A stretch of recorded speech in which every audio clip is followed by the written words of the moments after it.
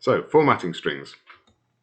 We've already seen in our examples that we use the f string to format things, and that what that does is takes things like ints and booleans and just creates them, it turns them into strings. But actually, f string is much more powerful, and we can use it to do other formatting. So, for example, if we want to format currency, rather than 1.5 pounds, we would say £1.50. So we would usually have the 0 when we express currency. Or if we want to do scientific notation with the exponential, we can do that using f strings, or we can do percentages, so 12.35% rather than 123.12345, and so on. So the way we do that is we use two numbers separated by a colon to specify the format we want. Okay, so if we've got a number that we're trying to format, we have two values that are separated by a colon, and the first is the number that we want to format. So maybe, let's take the currency example, £1.50, 1.5 would be the number we want to format, and then this format specifier is something like this: 8.2f, 8.2e, 9.2%, and that tells Python how to format the value. It can be quite complex, but typically the first number is the width, the total width of characters that it's going to format it into. And the second number, that after the decimal point, is the precision, i.e. the number of decimal points, the number of digits after the decimal point. And then we can say the type. So F means floating point number, scientific decimal. E is scientific notation with an exponent, and percent is a percentage. So let's have a look at it. I think that's the basis, but let's have a look at some examples to understand that better.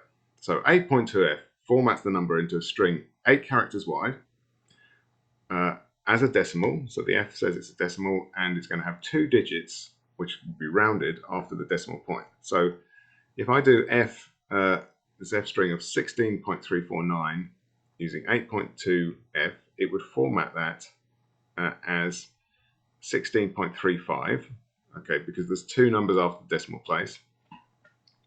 So it rounds up, so 3.49 gets rounded up to 3.5. And it would have 3 spaces at the beginning because the total width is 8. So 3 spaces, then 16, then the decimal point, then 3.5. So that's a total width of 8 characters.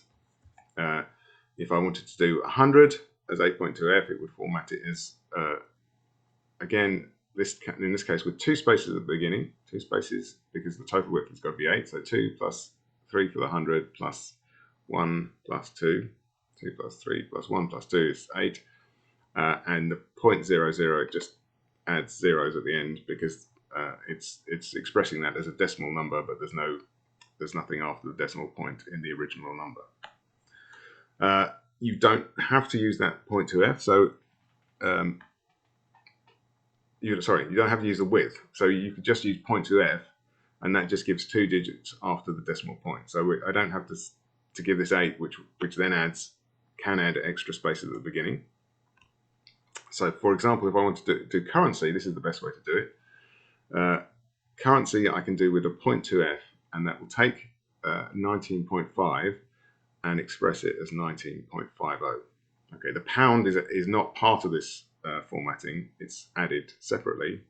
So the formatting is here in between the brackets, and the pound is added before that. And there are more advanced ways of doing this. So you can separate thousands with commas, as we often do. So 1,000 is 1,000, but we won't bother with those. So that's a nice, easy way. This 0.2f is nice and easy way to format currency. Okay, here's some examples of just running lots of different formatting examples. This is in the download, so you can have a look at these. So 123.45678.9. If I just print that out, it's unformatted, it doesn't change. If I wanted to format it as 8.2 wide with 2 decimal points, you can see 1, 2, 3, the 0.45 gets rounded up to 0.46, or if I just use on this line 1, 2, 3, I get 0, 0, or I could just do 1, 2, 3, 4, 5, 6, 0.789, and then the 0.789 gets rounded up to 79.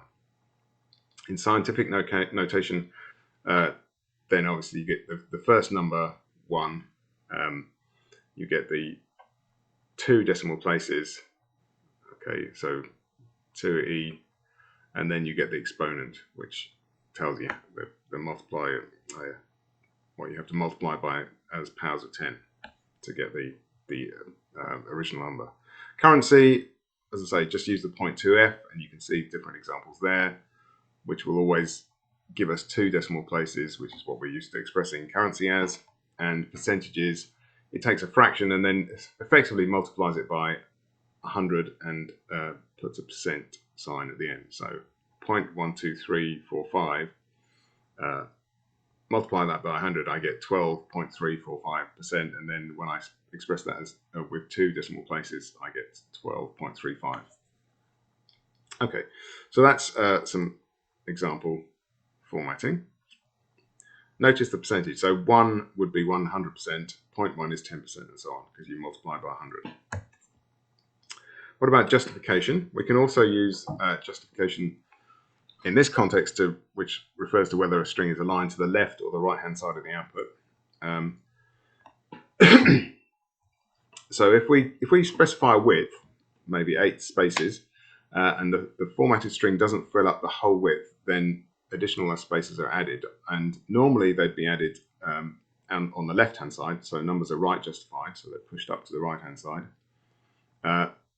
And normally strings are left justified, so spaces are added after the string to fill up any available width. But we can change that just by using a greater than or less than or greater than symbol in the specifier. So here I've got some examples where we're justifying numbers. Okay, and I've noticed I put a little pipe symbol. This is this upright line at either end, so we can see where they're being justified. And if I show you that, okay, so the first 2 are unchanged. The first 2 are unjustified, so they get, because they're numbers, they get justified up to the right-hand side, so the spaces get added on the left.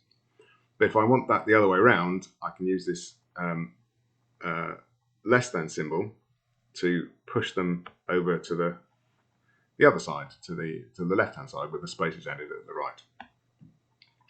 Same for integers. You can see here the 1, 2, 3.